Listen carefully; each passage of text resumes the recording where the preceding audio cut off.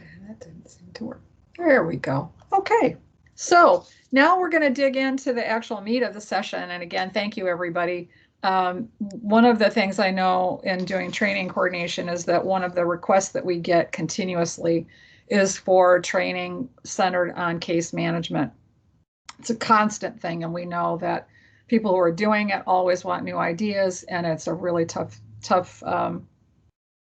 thing to do. Case management is, and I actually did that in my early years in my career. So we brought together a great panel, and I will thank them again at the end, but I'm thanking them now for taking time to get together and be able to create this workshop for you. So I'm going to introduce three ladies that are going to be doing this presentation. It will be done in roundtable style. So I will be asking them questions and they will be responding. And sorry, I'm also going to go back down here and see if somebody needs to be muted. Okay. So our presenters for today are Tamara Ivy, Lauren Velez, and Lisa Reinecke. And I'm not telling you where they're from because they are now going to introduce themselves.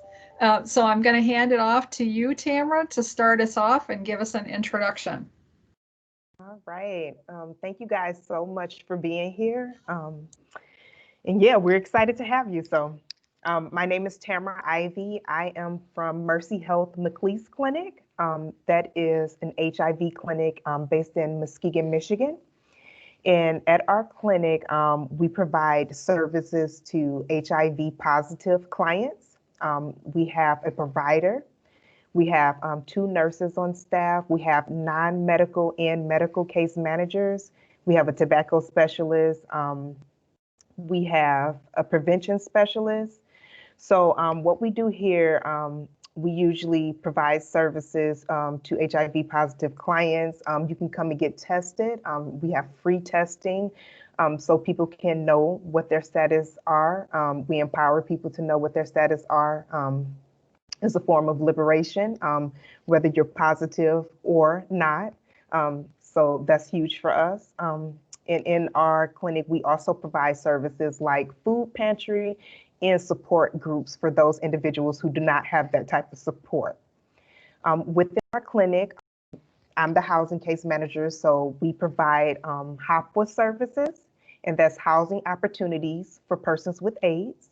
We have a couple of different programs within that program, and that is TBRA, which is tenant-based rental assistance, STRMU, which is short-term rent, mortgage, and utility assistance, and PHP, which is a permanent placement, so something that helps with deposit and first month's rent. So our thing in the clinic is a foundation is so important for a client to be able to strive and be able to get into care. We think that housing and a place to stay is the most important thing, and then we can go on, to get those other things connected, like healthcare and other supportive services. Yeah, so I mean, that's our clinic in a nutshell. I think the best thing about our clinic is that we have so many services and we have different case managers in our clinic that it provides the client with the opportunity to see everybody in one place, which kind of help them to eliminate some barriers, in which transportation is one of our biggest barriers. So that's huge for us. But that's McLeese Clinic. And of course, if you have any questions in the end, just let me know. Thank you. Hi, I'm Lisa Reinecke. I'm a licensed social worker and I work for True North Community Services. For the past 8 years, I have been a housing case manager. True North is a private nonprofit organization who services the entire state in some sort of facet, mostly heat and energy services. However, we serve housing in counties which make up the West Michigan Housing Network. 4 counties are Lake Mason, Newaygo, and Oceana. We are very proud to say that we are focused in rural homelessness. We are not only the HARA, but we are also the individuals who serve in the rapid rehousing programs, the PSH programs, and the emergency solutions grant. So our case managers wear a vast majority of different hats. So we're changing hats every single day and working with these individuals. We believe when we're working with these individuals, we focus on housing first, but also person-centered planning. So we try to have these individuals decide that plan and do the housing first approach. So I'm really excited to get to talk to you about relationship building and kind of how True North really works with these individuals to get them housed and keep housed. Lauren, it's your turn. Alrighty. So, hey everybody. I am Lauren Velez, and I'm the Director of Services for Avalon Housing. Avalon is a nonprofit supportive housing agency based in Ann Arbor, and we've been in operation for over 25 years. We own and operate 292 affordable housing units with over 150 more in the development pipeline coming on over the next 3 years. So we're super excited about how much we're able to expand.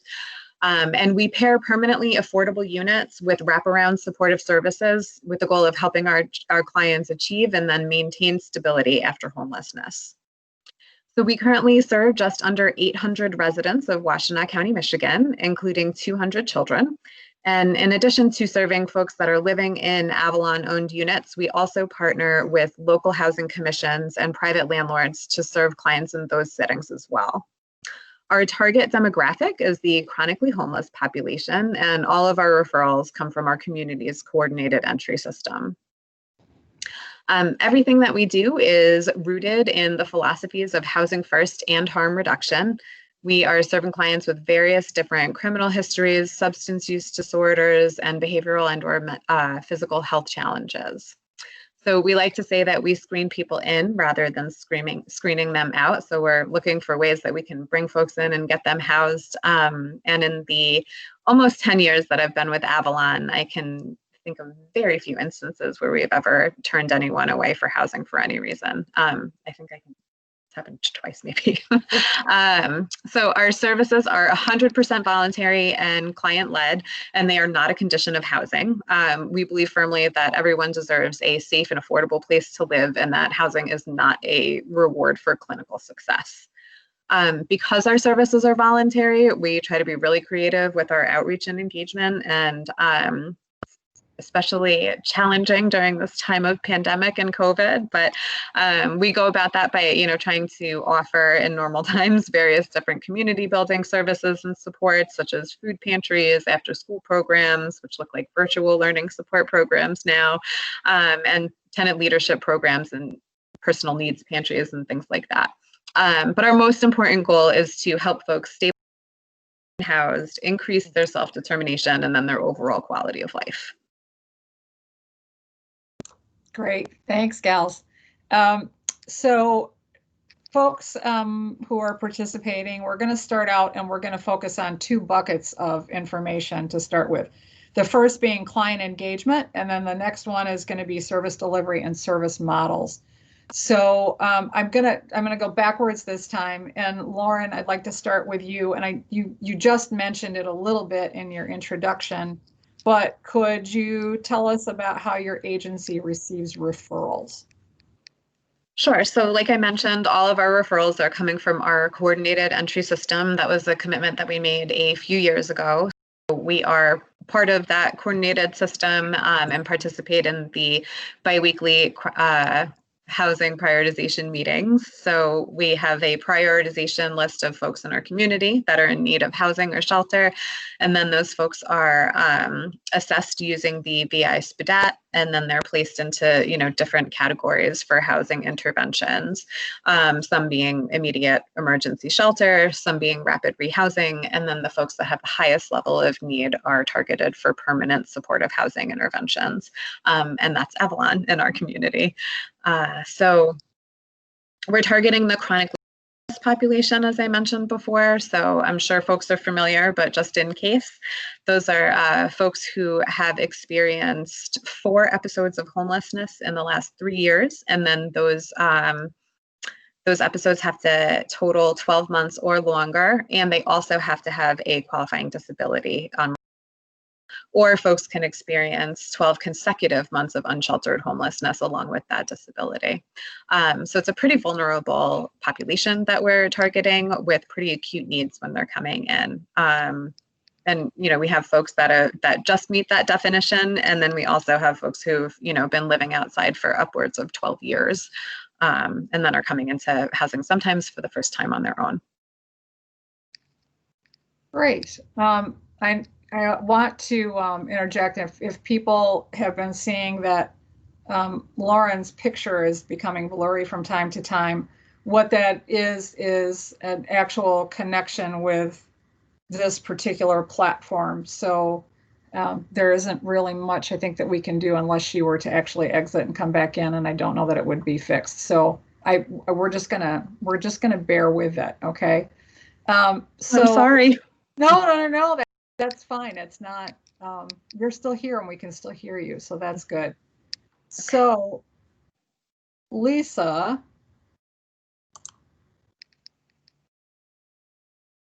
it's your turn. Can you share a little bit with us about how you get referrals? Yeah, so it's very similar to what Lauren just stated.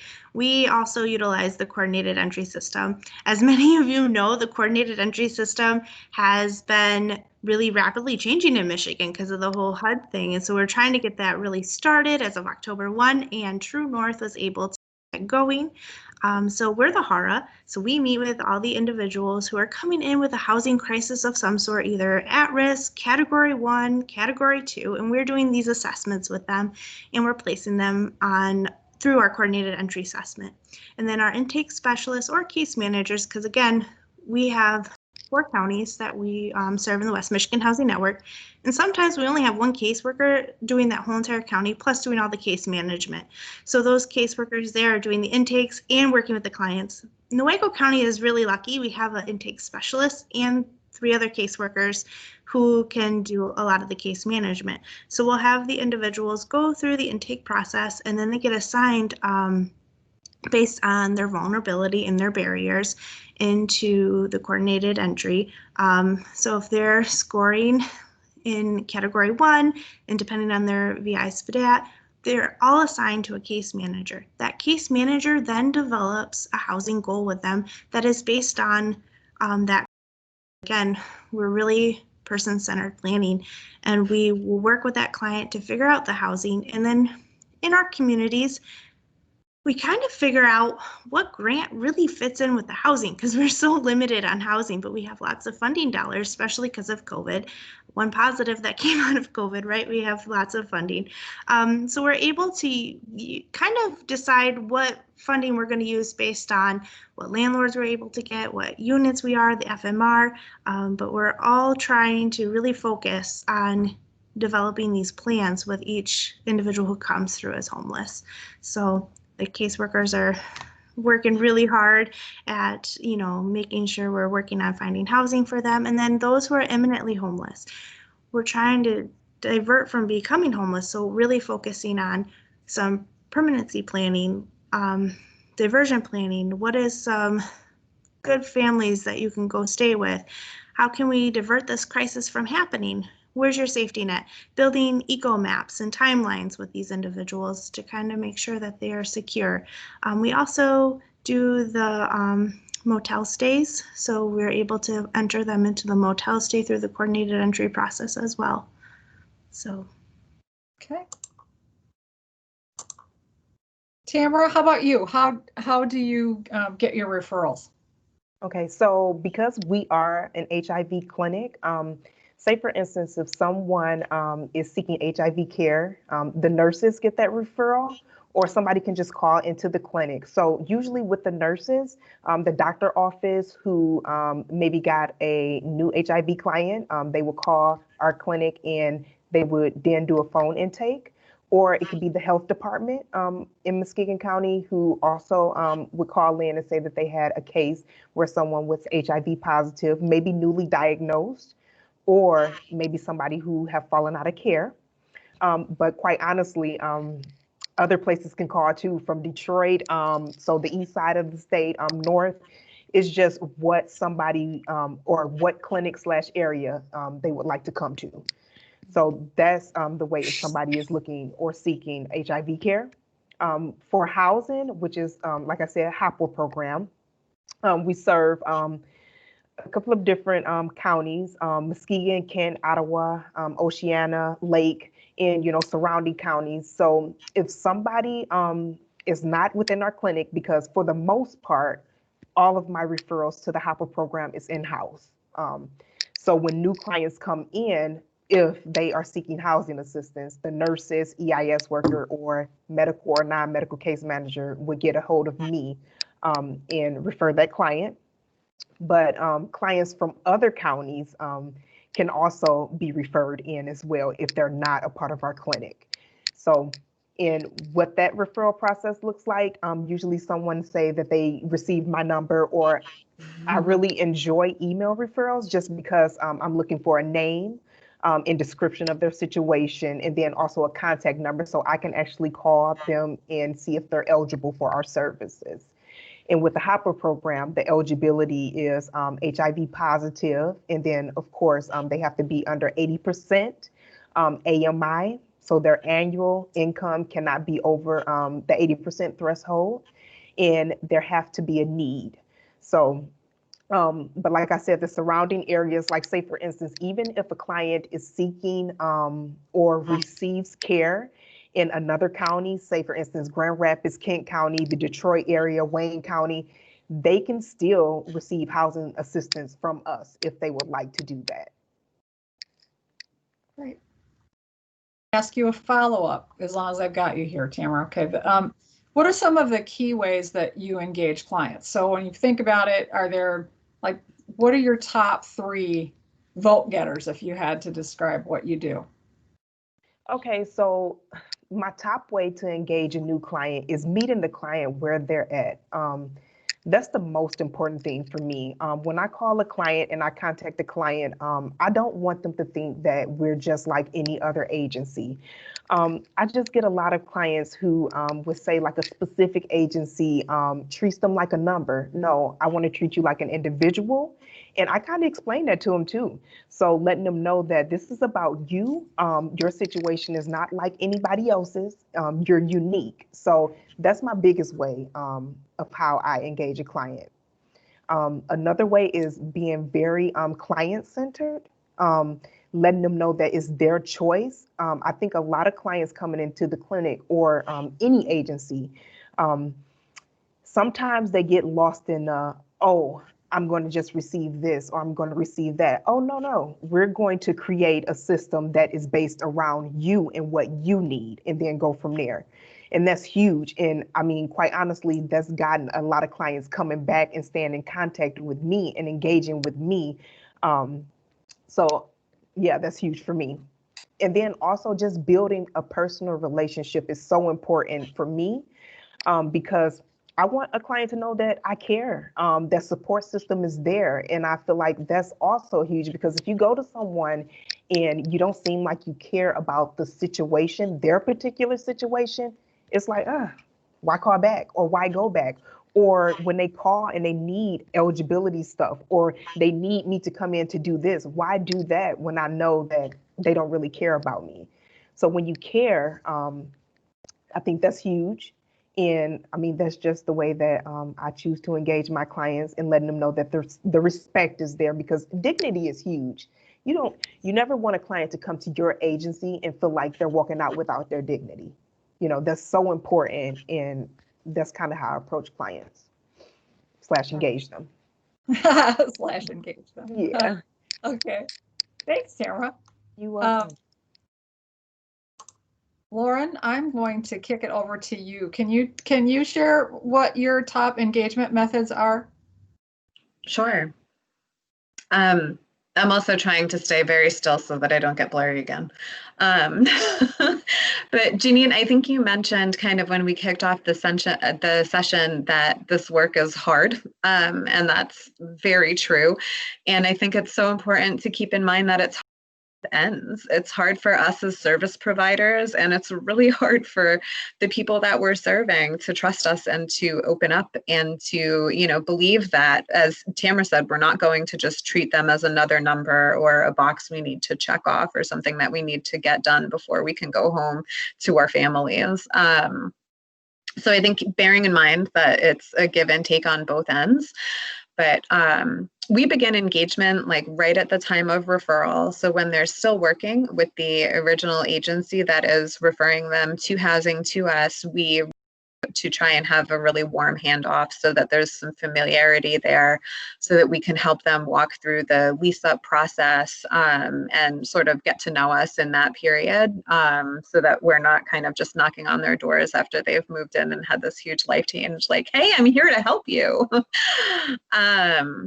So, beginning really at the time of referral, and then, starting with things being client-centered and client-led and keeping them that way. And then once folks are housed with us, we practice what we call assertive outreach. So we are out in the field. We are never in our offices. We're not waiting for people to come to us, but rather, going out to them and knocking on doors, calling to check in with people, giving them space if that's what they want as well, but also just reminding them that we are around. And then our community building opportunities also, give us a great way to engage folks in like a non-traditional way. So it's not necessarily just like that case management relationship with that power dynamic, but letting folks know about different opportunities in the community, whether that's like civic engagement opportunities or food pantries that we're running, support with school for people with families with children. We do AA meetings, NA meetings.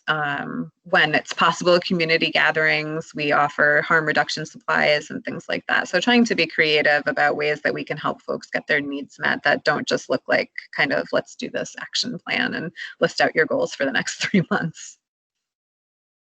That's great. Thank you. I know I'm already, like, I'm thinking of follow-up questions, but I want to make sure that we get through things. So I'm going to wait until we talk to Lisa for just a minute, and then I have a follow-up question, I think, for you guys. So Lisa, you've got the spotlight here, my dear. Do you want to share your top 3 engagement strategies? So I could 100% echo Lauren and Tamara. It's all about relationship building. I know, just doing the work, being out in that field, if I do not have that relationship with that individual, the work is significantly harder. And I'm all about honesty. And sometimes that honesty comes out bluntly. And I always talk to clients, I'm a blunt person, and I just want to not give you false hope. I want to be your cheerleader, but I'm going to be honest about it. And I'm going to be with you through the whole process. So I'm going to show up when I say I'm going to show up. And I'm going to hold you accountable when I'm going to say I'm going to hold you accountable. And it's really setting those goals around what they want to do. So I've had clients, and I absolutely know it's almost going to be impossible, but I'm going to support them. They say they want to have a house in the sticks. If I had all the houses in the sticks that all my clients wanted, it would be awesome. But we don't have that. But I'm going to support them and build that relationship with them until we're able to alter that goal through assertive engagement. So I do a lot of assertive engagement with a lot of my individuals who are chronically homeless, and self-efficacy and active listening. So really all the social work 101 stuff that I can go back to, but really just tying it into being real with those individuals, building that relationship, that solid foundation. And then knowing too, if I'm not able to build that relationship, maybe another caseworker has to take over, because that's the important part, is this client needs somebody to believe in them. And always knowing there is absolutely no concept of a non-compliant client. The reason they're being non-compliant is because something else is happening.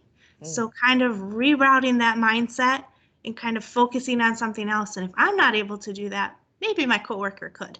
So just kind of being really open-minded. Those are kind of how I engage with a lot of the individuals I'm working with. Great.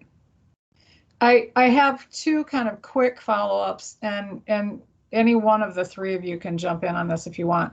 One of the things that I think talked about was in the building relationships piece is about checking in with them and making contact on a frequent basis. So my question is, how do you find the time to do that? Because I honestly, I can think, I don't know if anybody else in the audience is thinking the same thing. It's like, yeah, okay, this sounds really good. And they're all things that I would really like to do. But you know what? I have, I not only have to do case management, but I have to do HMIS data entry or something. And I just don't know how to fit it all in. How do I do the most for the client? So anybody have a comment about that? I can tell you what I do. Okay. So I kind of prioritize individuals. I know it kind of sounds bad, but I look at people who are the most vulnerable, and they're my most frequent. The people who are doing a lot better, they're my least frequent contacts, but still checking in. And those who I just house, I check in a lot more frequently because I know that when they get housed, there's going to be some issues that come up, especially my individuals who've been homeless for a lot longer period of time. They tend to kind of jeopardize that housing potentially right at the beginning. So I'm kind of looking at my caseload, always kind of monitoring it and like, okay, these are the ones who need more frequent contact. These ones a little less, and kind of just shifting it as I'm going. And a lot of time it's text message, especially here in the rural communities because there's no phone service in a lot of the areas. A lot of my clients are living on 2-tracks. So a lot of the time too, it could be a drive-by while I'm doing another home visit on a 2-track and just checking in on them. But it's prioritizing based on need and severity and who's getting housed and when. So you have to have a lot of organizational skills. Yeah. I don't think they tell you that when you go to school and you say, I want to be a social worker. Even all of us are social workers. We may have gotten into something backwards and they've given us this title case manager. But you have, there are skills that go along with the job that people sometimes don't talk about. Mhm. So Tamara or Lauren, either one of you have any thoughts about how you manage that contact? Just like you said, Janine, organization is huge within this field. Staying organized, oh my goodness, and time management is also huge because I mean we're human, right? They're human, and we have to think about like everything that goes into this, and also I think one thing that a lot of people miss is that self-care portion as well. You know, we have to be able to fill our cup in order to assist our clients. If our cup isn't filled or full, it's hard to take care of other people / help or assist other people. So, but just piggybacking off of Lisa, prioritizing as well, because let's be real, some clients need more than others, and that's just what it is. Sometimes we have that vulnerable population who may be disabled, and then we have those clients who are thriving, and that's huge. We have to be able to understand like not all clients are going to get the same attention. Mm-hmm. Lauren, do you have thoughts? Yeah, so we are super fortunate with Avalon that a lot of our housing sites have community centers on site. So we use those as kind of resource centers and information centers for the clients that are in that vicinity. We have community building staff on our teams that can help get the word out about things that are going on and run some of our community events and, take care of our food pantries and supporting that kind of work. We take a real team-based approach with our support coordinators, or that's what we call our case managers as well, trying to always be mindful of the caseload numbers, but then also the weight of folks' caseloads. So I think folks know or can relate to, you can have a caseload of 25 people who are doing relatively well, and that's easy to manage. And you could have a caseload of 15 people who are all in crisis, and that feels like a whole lot more work.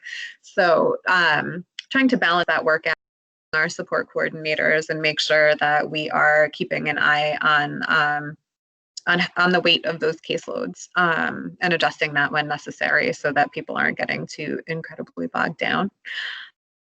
We also recently instituted like a mass texting system where we can text all of our clients at once, and that has been super helpful to get information out during this time of COVID. that's been really, really helpful. We've been able to get information about the pandemic, about PPE, about resources, food, voting, rides to polls, things like that. That's been incredibly helpful as well. And that's just, we type up a message and hit a button and we can reach 800 people. That is awesome. Yeah. Okay, one of the questions that we'd had on here on our list, you kind of talked about, but I'd like you to give me an example of a time when you had to build trust with a client, and think about one of the times maybe where it was a little more difficult, an example of that situation and what you did to build that connection. I'm going to let you go, Lauren, since you're ready. Okay. Sure. So one client that comes to mind is when I first started working with Avalon. This other client had been with Avalon for a couple of years, and her previous support coordinator or case manager had called CPS on her when she had a concern for the family. And she, the client felt like there wasn't a lot of transparency around that call being made. She felt really blindsided and betrayed by the person that made that call. So she was very uninterested in working with me when I came on board. However, she did have a set of needs that she needed help getting met, but she really did not want to ask me for help or even accept any assistance from me. So I met her every single week on Wednesdays, and we would meet for 40 minutes. And for the first probably 6 weeks, she did not say a word to me. We sat in my office and she was on her phone and she would stay for 40 minutes and then she would leave. But if I was late, she was texting me to ask where I was. And if I, had to cancel, she wanted to reschedule. So it was like kind of blowing my mind where I was like, you don't even talk to me. But eventually, after weeks of kind of sitting in silence and being consistent and communicative with her, she started to open up. And then another really great avenue was that through our community centers and programs, I was able to engage with her kids. And I think that we can't underestimate how far that can go with a parent when you're showing, genuine care and concern for their kids, or if they, go home and say like, oh, Lauren did something funny today or whatever. And then that was another way that I was able to kind of build trust and build a relationship with her.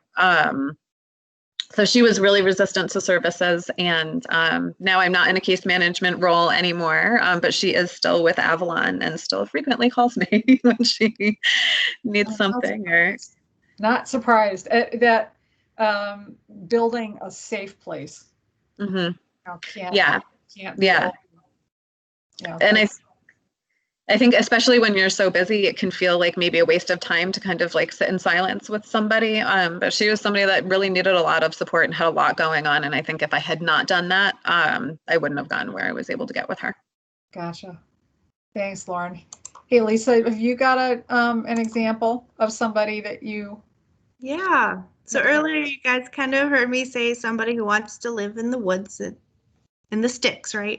So I had an individual who I was working with, and I went out and met with him. He was living in a camper. I say camper, but it was really a box basically with a tarp over it.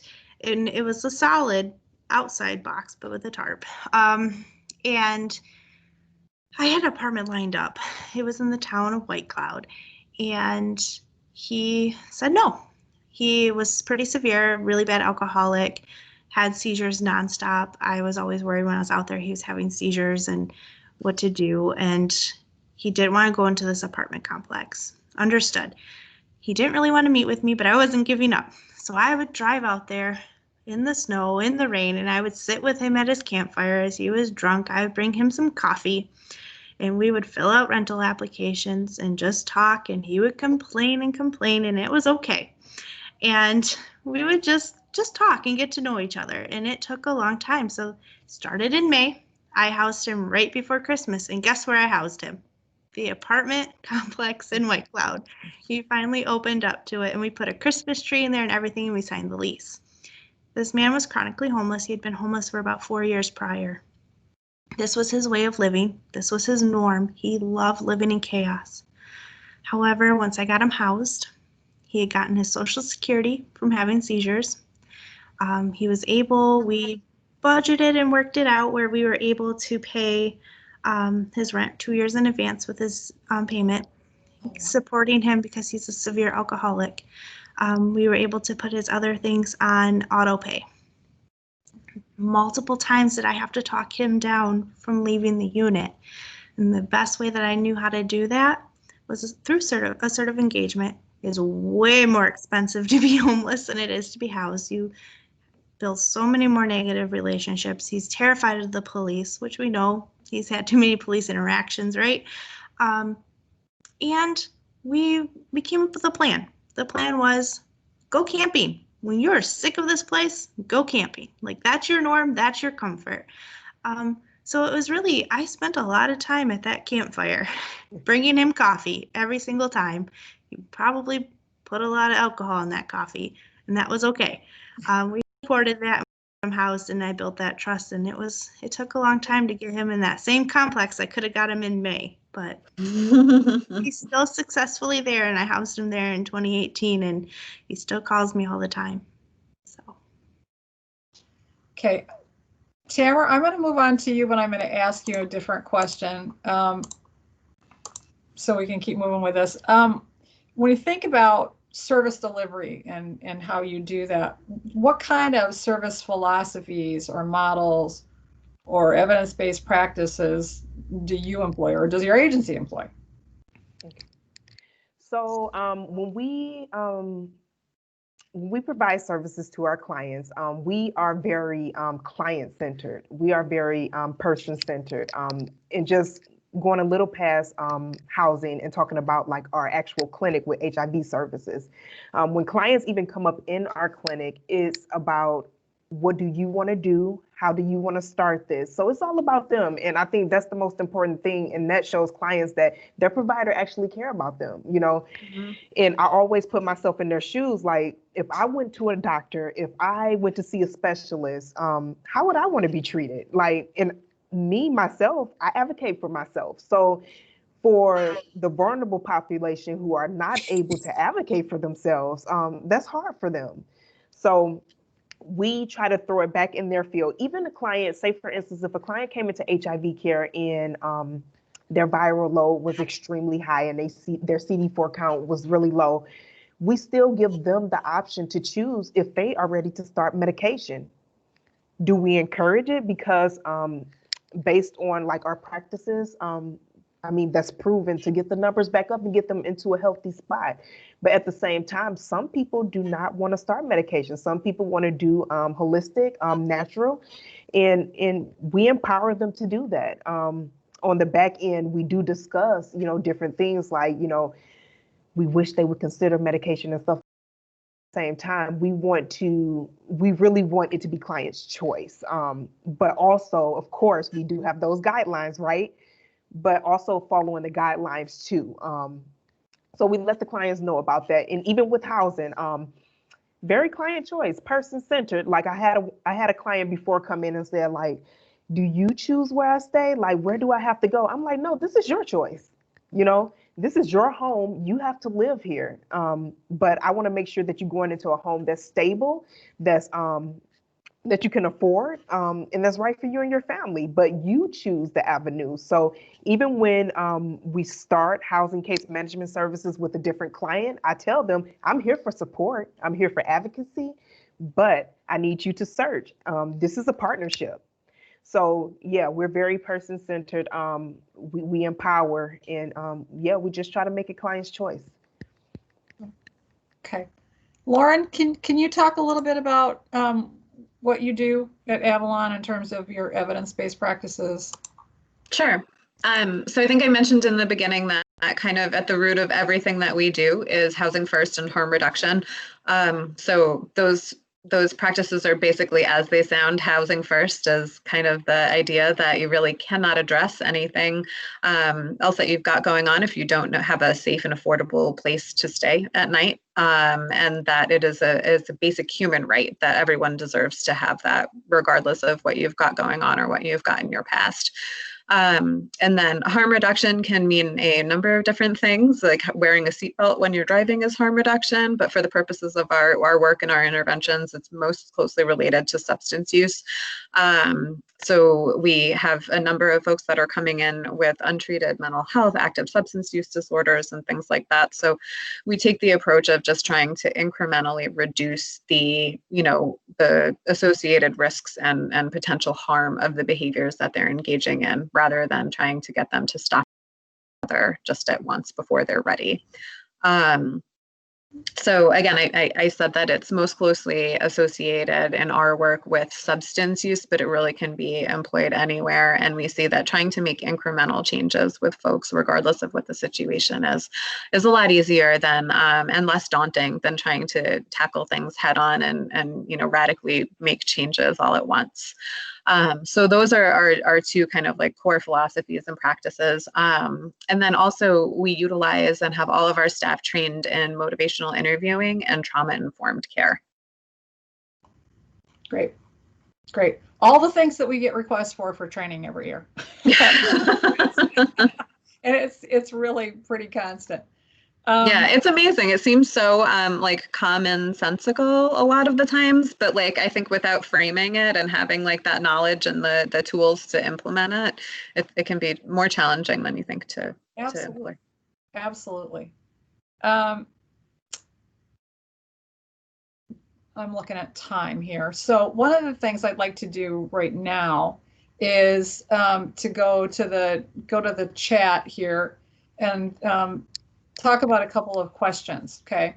And one of the first things that came up from a couple of folks, Lauren, this goes to you because they're interested in the mass texting platform. Yeah. So can you talk a little bit about that and how you got it, what it is? Yes, and I don't know the name of the service that we use, so I'm texting my coworker, who's the one that actually set the system up, and I will answer that when he gets back to me. Okay, so part of the mass text too? Yeah, exactly. I'm sending a mass text right now. Yeah. So it is a paid service that we were able to implement at the start of the pandemic, and essentially we use our database systems to pull out different groups of folks based on who we're targeting with that message, and we're able to pretty easily enter that information into this app, and then it sends out those text messages. That's like a terrible explanation of it, but I will find out what it is and get more information for you guys. That's great. The other thing that we had that came up, and this was really great because Amanda asked the question, but thank you, Jessica and Holly, for responding to Amanda. So the question is, do any of your agencies have a staff member that specifically pulls people off the prioritization list, completes the required documents for housing and locates housing, and then transfers the participant over to case manager?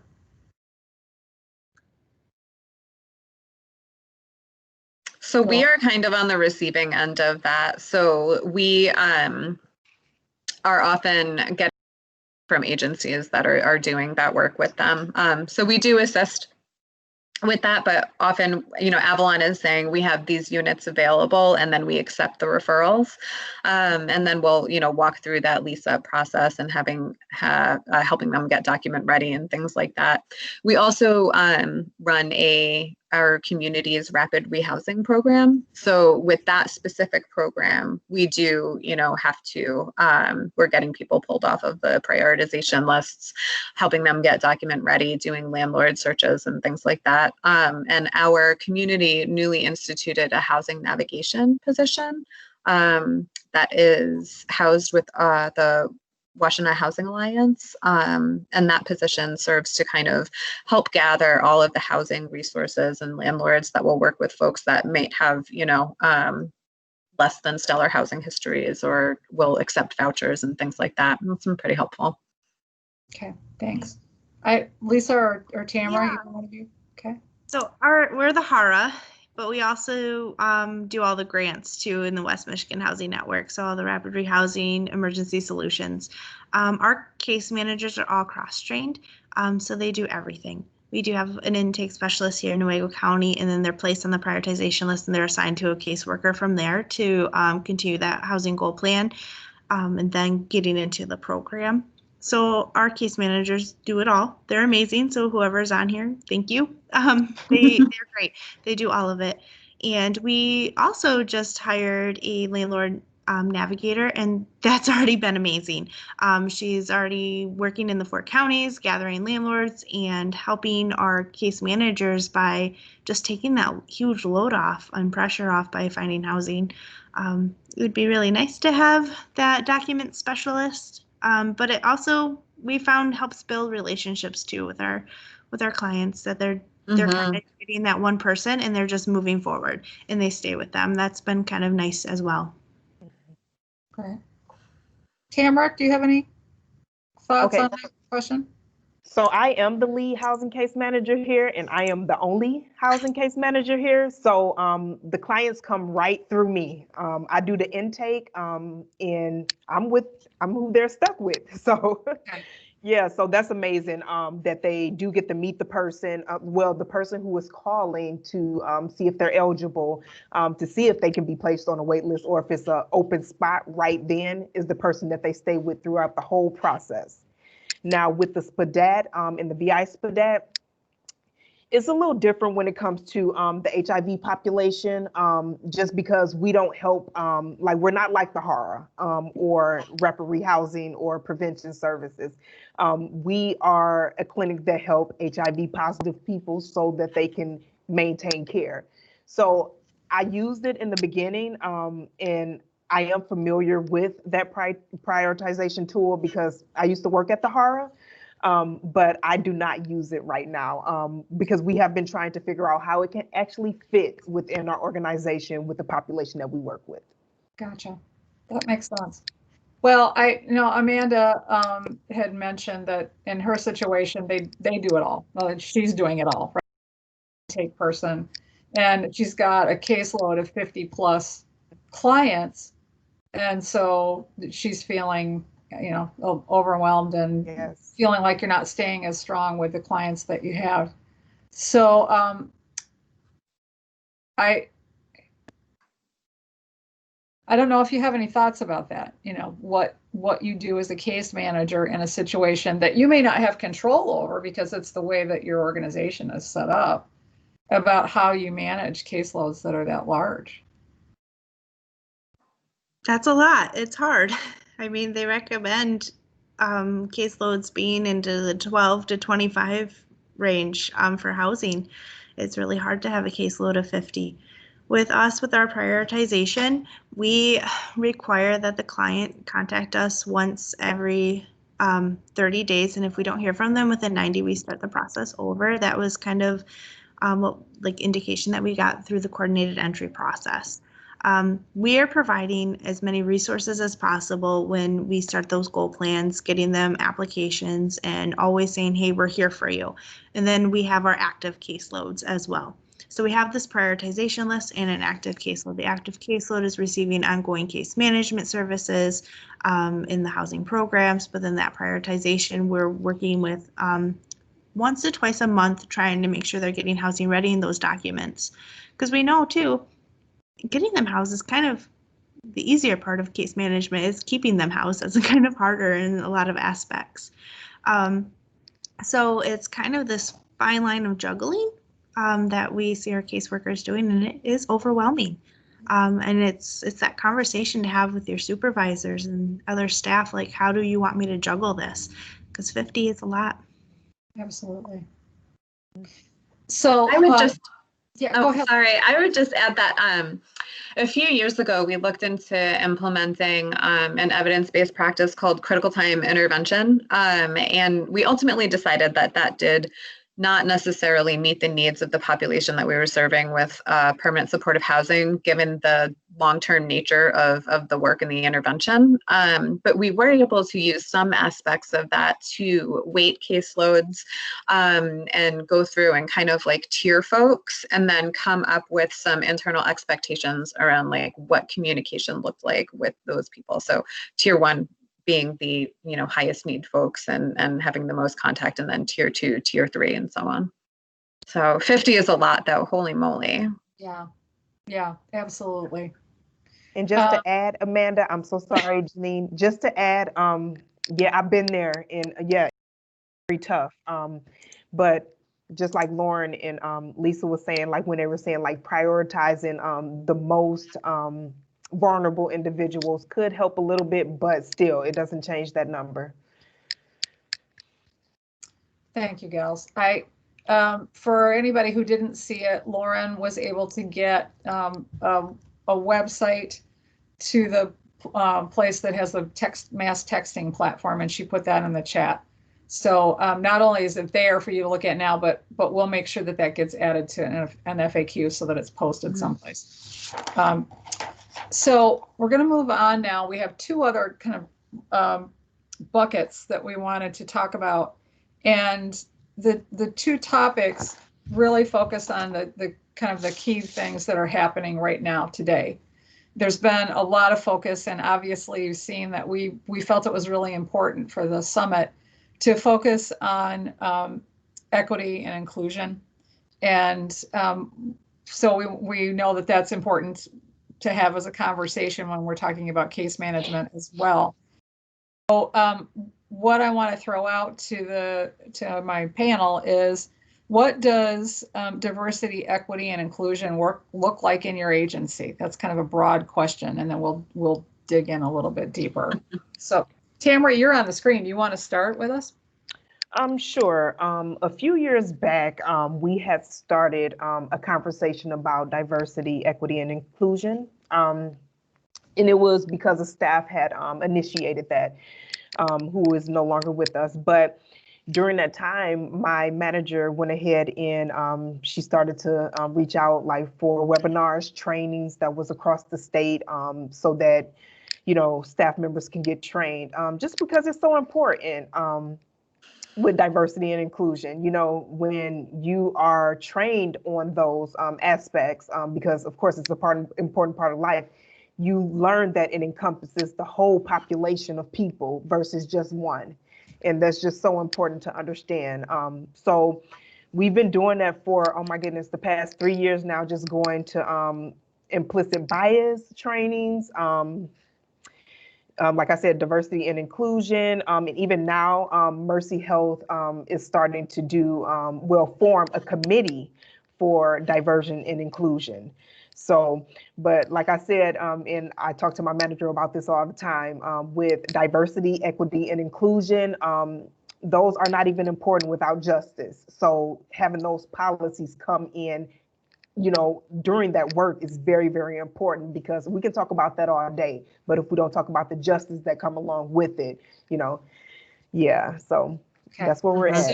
So training to make sure staff continually learn about things they don't know about. And then you're talking also about policies and procedures to make sure that it's not just a philosophy that you're talking about, but you're implementing things that you're learning about. Absolutely. Like let's not just leave it at the trainings and the webinars and the educating. Yeah, exactly. Okay. Lauren, do you want to talk a little bit about diversity, equity, and inclusion in your work? Sure.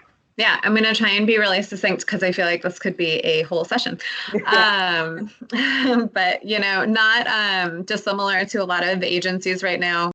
We're seeing the need for an increase in the diversity, equity, and inclusion in our agency, in our sector. We know that we serve a disproportionate amount of, minorities, that our board, our leadership, and our staff don't always reflect the population that we're serving in a way that feels good.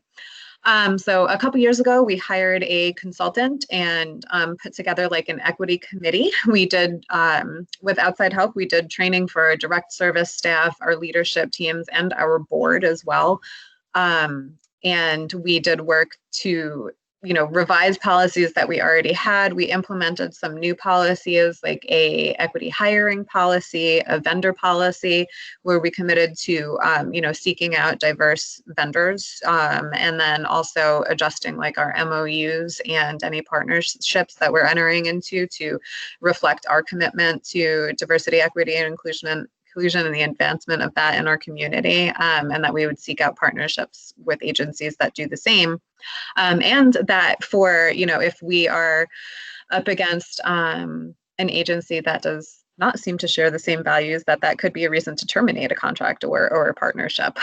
So we did a lot of that work, which is like instituting policy and things like that. And then somebody said in the course of this that culture eats policy for breakfast. So, essentially just that like you can have all these policies in place, but if people are not bought in or brought along, that it's really not going to make a difference. So, we could have an all Black staff, and if we are, still instituting white supremacy culture and policies and things that further that, then it's really not going to make the impact that we're looking for. So we started different affinity groups that we run through the agency. So we have an Aspiring Allies affinity group, and then we also have a BIPOC affinity group that meets as well. So we meet monthly and then bi-monthly meet together. And then we also have incorporated having tenants on our board and our services committee, which drives a lot of our services decisions. And then we get tenant and staff feedback on, the revision of policies, and we have that built in regularly to our calendar so that we're seeking out that feedback and getting input from folks. That's a lot. And the nice thing is to hear, I don't know about anybody else, but it's nice to hear there's action. You talked about a lot of action kinds of things by having people engaged, by having affinity groups, not just involving staff, but involving people with lived experience.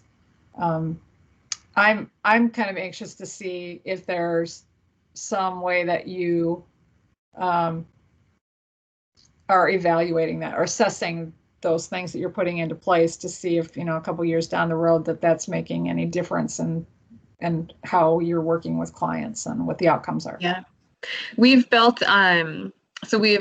feedback sections into our annual tenant survey to see how we're doing. And then we also did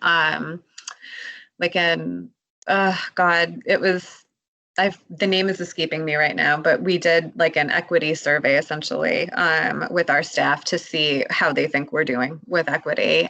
We did that pre-implementing all of these changes, and then we did it 6 months later, and it was not enough time. That was not long enough. I think it's like we need to do it every year or 2 years to really see. That's great. Lisa, I'm going to throw the spotlight on you, kiddo. Can you tell us about what's going on with DEI in your agency? And for some reason, you're muted. I'm unmuted now. There we go. So we also are really focusing on learning more. We are trying to focus on any webinars, any learning resources that we can do, having open conversations with supervisors and each other in group settings. We have meetings every morning and kind of making sure we're just having those open conversations. We also have individuals with lived experiences sitting on our COC, making sure that they're a part of the planning and decision making. We also do see a lot of social issues and poverty access. So lots of kiddos going home without food, especially with this COVID situation going on. So True North has been able to do this backpack program where we pack backpacks full of food to give to the kiddos who aren't able to access food in this time of need, and even before COVID on weekends. So just trying to make sure that access and things are getting met, making sure that all of our information, we serve a lot of people who are bilingual, who are Spanish speaking, getting those applications and everything in Spanish forms. So we're able to serve them as well, especially in our Oceania community. Good. Okay, so one of the things to our audience, the four of us had a conversation a little bit about this as we were prepping, and we're talking a lot, and we're gonna specifically jump into talking about COVID in a minute, but we were talking about how the pandemic has really shed light on disparities. So, we've seen different kinds of folks affected, and it's added to the layers of trauma that they're already experiencing because now we have the pandemic. I don't know about all of you, but if you didn't have trauma to start with in your own life, once we got in this lockdown after a couple of months, I think we all started to feel the trauma from this. So this has added extra layers of difficulties for people who typically don't get the services they need. So a couple of the things we talked about were access to services, access to PPE, and it's really the disparate impact on communities of color and poorer communities. So one of the things I want to throw out to you guys again and is when you think about the diversity and equity and inclusion work that you're doing, how are you addressing those kinds of disparate to services and to items? Who wants to go first? Lisa, go ahead. Yeah, so I know for us, again, I talked about that backpack program for kiddos and making sure that they have access to food, especially on weekends. Here in Newaygo County, a lot of the schools are free and reduced lunch to all the kiddos because, and actually most of both Lake and Newaygo County, they're two of the most impoverished counties in the state of Michigan. But also, when we're talking to clients, we know that they aren't able to get to the food pantry. So making sure like our caseworkers are dropping food off on their porch. They're not able to get to medical appointments. So our caseworkers are all cross-trained in trying to make sure that we can get rides set up through Medicaid. But sometimes that's not even working because they're not able to transport. So helping them get set up through the telemed. Just our caseworkers are just very diverse, trained in all of those, but it's really hard in rural communities too because we have that internet divide. So we have one caseworker we were just talking, she's advocating really, really hard for this kiddo to get a library card so he can continue his online education. Or how do we get AT&T to set up internet access at this home and for free? So we have caseworkers who are advocating far and above and beyond because we have all these kiddos who are in poverty and because the schooling is all shut down because of the COVID. So it's really, well, I have to give a huge shout out to the caseworkers. They just are getting cross-trained in everything and they do it all. And I guess that's kind of key right now in this whole COVID crisis. Well, and I think that the point you make, and I know it happens in urban areas in different ways, but that the disparity isn't just within the groups of people themselves, it's in the communities, the access to services, the fact that,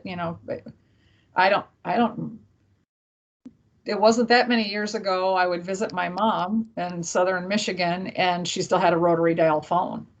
If I brought a kid into her apartment, they wouldn't have known how to use it probably at the same time. So there are disparities that you all have to deal with, even in providing the services to the people who aren't getting them. I think that's important. So, Lauren, I'm going to kick it over to you for a minute. Do you want to talk about how you address some of those issues? Sure. like no small feat, right? No, I know. Here you go.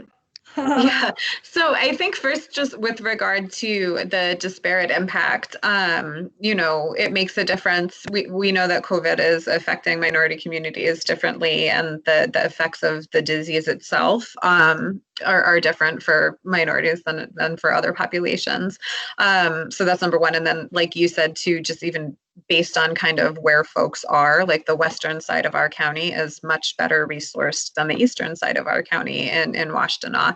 And the eastern side is where there are a lot of more more poor areas and impoverished areas. So we've had to look at, how can we support those folks? Like the support that we're providing for people on the eastern side of the county needs to look different from the support that we're providing for folks on the western side, where there are more resources that people could potentially walk to or seek transport to, or just have more access to. So thinking about prioritization in that regard. We also came up with a services protocol for COVID. And I was actually laughing earlier this week, not that the pandemic is funny, but that we've adjusted this protocol so many times to be like, our protocol through April. This is our protocol through June. Okay, our protocol is just going through December. And then I was looking at it today, like, I'm just going to make it indefinite. But so we were able to go through and again, break our clients up into tiers and then create some expectations and communicate those concretely to our support coordinators about what communication needed to look like, how often, how frequently, should it be in person, should it be over the phone, what kind of PPE do we need? We've implemented, like a screening assessment for staff and for clients that we can utilize. I feel like I'm rambling a bit now, but there's so much that just goes into adapting this already really difficult work into doing it during a pandemic. And I think it also needs to be, acknowledged that yes, this has had a really disparate impact on the folks that we're serving. And we are asking a lot of our folks to keep going out, our staff to keep going out and serving people during this time when we're saying like have as little communication as possible. And our staff is still going out and engaging people and doing the same work that we were doing pre-pandemic. It looks different, but there's some risk that is assumed there, and I think that we always need to assume some level of risk to effectively do the work that we're doing. But it's challenging on a lot of fronts. So I'll stop there. So Tamara, I'm gonna spotlight you, my dear, and would you like to talk a little bit about what the impact has been on the people that you serve and how you're addressing that? Sure. So with our clinic, so like Lauren said, affecting both the clients and the staff. So we initiated screening at our front door. So in the beginning, right, we wasn't seeing clients face to face. It was telecommunication. So, web appointments and web meetings for us because we were working from home for a time. And right now we're still working from home a couple of days a week, but now our clinic is actually seeing clients. So we have the screening process, and we provide client with PPE, of course, staff as well. We are also able to purchase PPE for clients if they need it. And then, of course, for staff, during the pandemic, in the beginning, we had put a process in place that we were contacting clients weekly. Whoever the case manager was, we wanted to have that contact. And because of the disparities within the population that we serve, we wanted to make sure our clients were not missed in the gap. So a huge thing that we were doing as well, if clients had certain symptoms, we would send them over to our nurses so that our nurses can advocate for them as a nurse and get them the care that they needed. So like I said, especially with our population, and not even just talking about the HIV population, right? Also our Black and Brown, disabled, different ages, genders. We had to be a huge voice and advocate for them during this time. And then we have pantries. So clients used to come in to get pantry services, but we got to a point where we were just delivering all pantries to people who needed that every week. So they wouldn't have to go to grocery stores to be out there with the other population so they would not contract COVID. So yeah, I think it's tough, and just to speak to all case managers on this webinar is hard. It's hard work, and we appreciate you. It's hard for us too, and just keep trying and working through this hard time. But we've just been trying to put safety measures in place to protect us all. So. Okay, that was going to be, so you kind of jumped into some of the things we were talking about with COVID in general, but um, what, if any, protocols have you put in place to keep clients and staff safe and to meet their needs during this time and thinking about going forward? Do you want to share, Tam? Absolutely. So now we actually hired a screener at our front door. So they screen every client that comes in, any client that have a temperature, or even a staff member that have a temperature over 100, well, 100 or over. We are asked to reschedule those appointments, and then staff members are asked to go back to their car, call staffing, and then they'll take it from there. Any client that does not have a mask when coming in, we provide them with a mask, and we also provide them with hand sanitizer during that time. Our screener is also responsible for cleaning each seat that every client sits in. And so with staff, because we do have shared spaces, to limit the amount of staff in those shared spaces, we are taking rotation working from home, so that it's only 2 staff members in the office at a time. So that has been huge for us.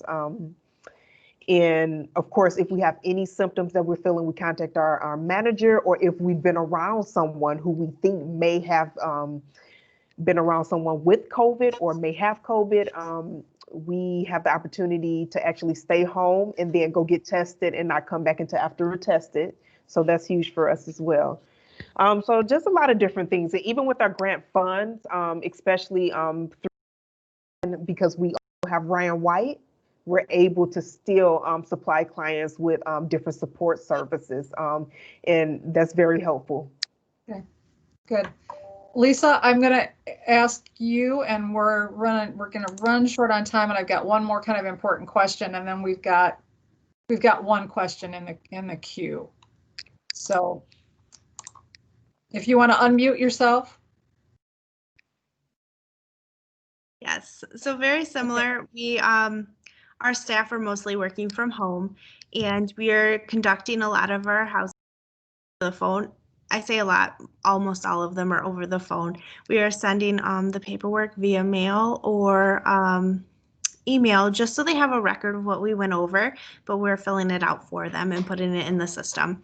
Our case managers are doing great. They're doing, if they're ongoing case management, like you had said earlier, Tamara, we started off with weekly contacts. It's kind of gone down, making sure that those who are prone to depression and anxiety, which is most of them, are getting, contacts because of the social isolation. We meet them at their cars if they show up in our parking lot and help them fill out paperwork. A lot of our clients just got recently pulled for HCV. So we are helping them with going over the questions over the phone. If they absolutely need questions with it, they can put it in the Dropbox, and we'll fill it out for them with them on the phone, and then we'll put it back in the Dropbox and give it to them. So there's a lot of take some more time because we're making sure that we're not having a lot of face-to-face contact, and we're always wearing masks when we're around them, and still able to do homeless verifications via photos, things like that, and inspections are mostly virtual unless they're empty units. So the question that we have from one of our audience, Dallas, I'm gonna hold on to it for just a second, because I think that they go hand in hand. And before I ask this, I'm cognizant of the fact that it's 3:16 and we should be ending. If this is only going to take probably 5 more minutes, but if you need to drop off and you want CEUs, please remember to type your name in and type CEUs again, so that we can have the record that you started and that you ended. So I wanted to remind you of that. That's important. So before you leave, make sure you do that. The question that I want to ask you that we had prepped, and then Dallas, I'm going to go to yours, and then we'll wrap up, is what strategies have you all used to combat isolation and stay connected, not just with your clients, but with your peers and your colleagues? Yes. We've used the Google Hangouts, so we're very Google based. That Google Hangout chat is always going off, or our phones. And then our Newego team has a morning meeting every morning.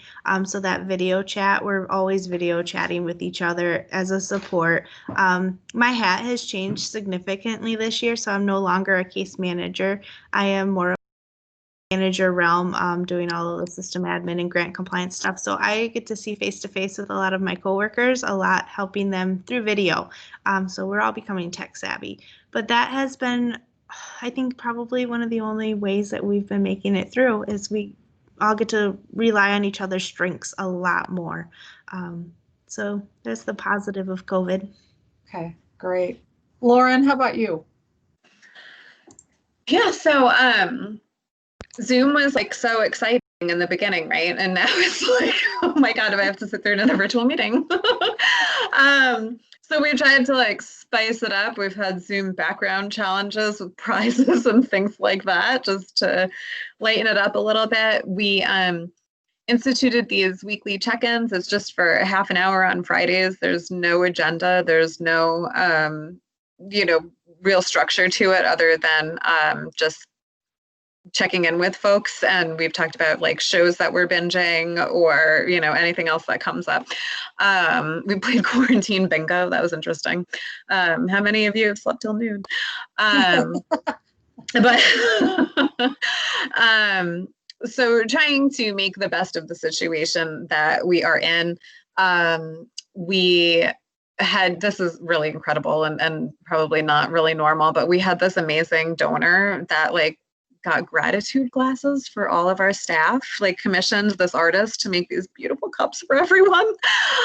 So just trying to, that's totally abnormal and nothing that we expected, but just trying to look for and embrace ways that we can appreciate our staff during this time.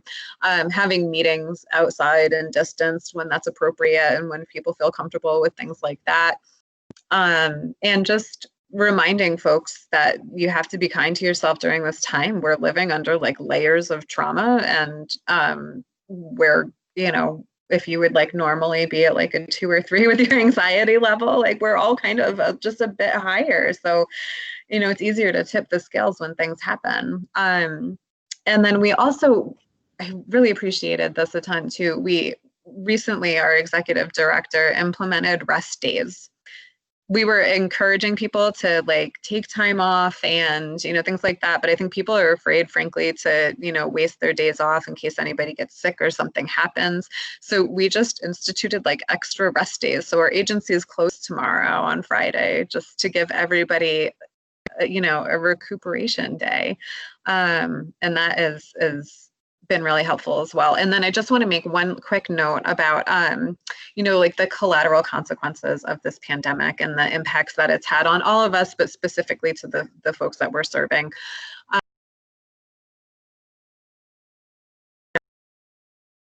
Mental health and a spike in symptoms and pervasive mental health challenges, and then also just with people who struggle with substance use, how the isolation has impacted them, both, with seeing an increase in use and then the increased dangers with that use. All of the things that we tell people who are at risk for opioid overdoses is like, don't use alone, make sure you're with people. And then we're also saying like, but isolate and stay away from people. So,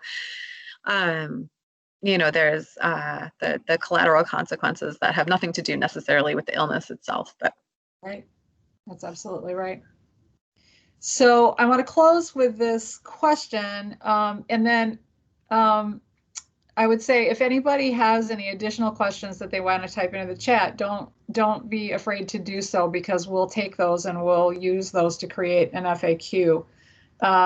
And again, don't forget to sign out if you're using CUs. But the last question that I want to share, and I'm going to start up, Tamara, with you. This came from Dallas, and she noted when you were talking about making sure to fill your own cup. What are some ways that you balance your work life and personal life and fill your own cup without the guilty feeling that you're taking away from your work? Okay, Dallas, and I was just responding to Dallas too in Okay. the chat box. But yes, I mean, we feel so guilty about stepping away from our work because we know that our clients need us in so many ways with support and advocacy. But ways that I've started to kind of initiate self-care in my day is I would actually schedule self-care days even if I didn't need them. So like today, for example, I would schedule a self-care day for next Friday, just to take it, even if I didn't need it, even if end of the week or at the end of the day, Thursday, I will actually schedule that so I can just still take my time because it's so important. Or during the workday, I would schedule self-care walks. Like, even if I was super busy, if my scheduled self-care walk was at 12, from 12 to 12:30, that's what I'm doing. I have to drop everything because I know that I have to refill my cup and re-energize myself in order to be there for my clients. So I think just, taking that into consideration. And then our manager just starts sending us webinars, yoga webinars that we can schedule throughout the day. So I'm sitting there for an hour and a half on a yoga webinar because I mean, realistically, it's a part of work. Yeah. We have to be able to put that in our work day. Is so important. Yeah, absolutely. I just to interject, it's funny when I a long time ago when I was teaching time management to high school and college students, and one of the things that I said is, with time management, you have to look at everything you have already on your plate and put it in a calendar, put it on something, like every day I'm awake from this hour to this hour, and this is what I have to do. Okay, that part of that have to do has to be about you. Mm-hmm. So when I was in college, long time ago, there was a soap opera called Guiding Light. And we had lots of studying to do, right? But at 3 o'clock, we were in the TV room watching Guiding Light. Well, that was on my calendar. Okay. It's like, I'm sorry, this is sacred. Nobody's getting this. I'm watching Guiding Light. So it Kim Zimmer she probably owes me money. But I think it's so critical what you said, Tamara, is that it's not as much about what you do, but making sure that you commit to doing it and that you don't override that time for yourself. So if you do it, and crayon, I don't care, color code it. These are things I have to do. Put in the time you sleep, put in the time you have to be in the shower, put in the time that, you have to, when you were driving to work, when you're having to drive to work, but put in those other things. And I would say too, just like remember that the world is not going to fall apart because you took a day off of work. Like nobody's going to let anything catastrophic happen because you stepped away for an hour to have lunch, or you took a day off because you were fried and you needed to. Like the world will keep turning, and like those problems will be there the next time you come into work. And if anything really blows up, like somebody will take care of it. It'll be okay. We have so much weight that we bear on our shoulders in this work, and at the end of the day, like our clients are probably more resilient than we sometimes give them credit for. And that's why we have, teams too, so that we can have other people to kind of like pick up when the weight gets too heavy. And then I also just want to give a huge shout out to everyone that is working from home during a pandemic with kids home that are doing homeschooling. It is unfathomable how you all do it. And it's just incredible, and you're all superheroes. Yeah, I totally agree with that. Most of our staff are much younger than me, and they all have kids. So I try to do something now. I'm almost like each day contacting one of them and doing FaceTime with their kids, just to give them a minute to not think about work, to not talk to anybody else. Just let me talk to your kids. Oh, that's so nice. And I'm gonna actually make that a little more formatted, so that they can somewhat have a break. But I don't know how you do it, or if you're caregiving for someone, if you've got a parent at home, or somebody that you have to go see in assisted living, or there's just so many things. But I get very passionate about that. That's one of the things. One of the things is I was sitting here thinking about this, and I don't know if anybody thinks this is a great idea, but what I really love just having conversation with these gals, and I see a lot of other names of people that are familiar, and I think wouldn't it be good if there was just not just within your own agency, but if there was a scheduled time you could jump into a room like this once every 2 weeks. You could jump in if you wanted to, and if you didn't want to, fine, but you could just jump in and talk to other people who are doing case management, and just chat, do something like this. I think, I hate to say support group, but you need support, and there's different groups of people that support you in different ways. So I don't know. If anybody thinks about that, give it some thought. That's, I'm happy to help organize stuff. So If I could add one thing, it'd be go right ahead, Lisa. self growth. I have always been a person who takes things probably too personally. And so that's something I've worked on. And honestly, out of everything that's helped me feel so much better about work, it's allowed my brain to feel focused. It's allowed me to feel better at work in general and work with my clients because I just have been able to grow and just not think about like all of like it's not my fault. It's those issues. It's not me. It's something else is going on with that client. It's not me. And just reminding myself that. So really focus on that self growth, and it makes a world of difference. So Awesome.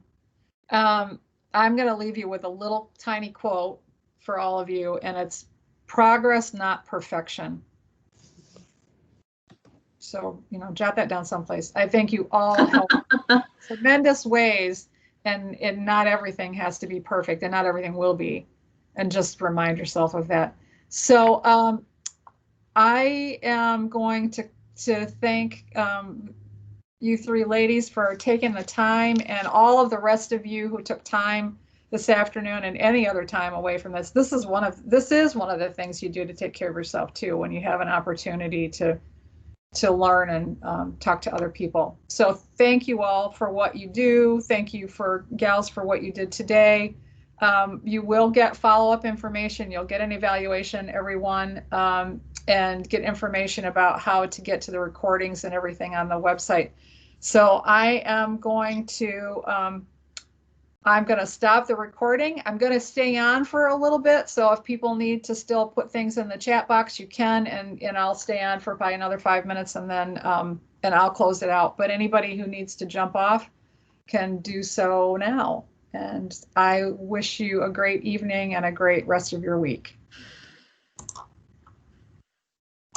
Thanks, everybody.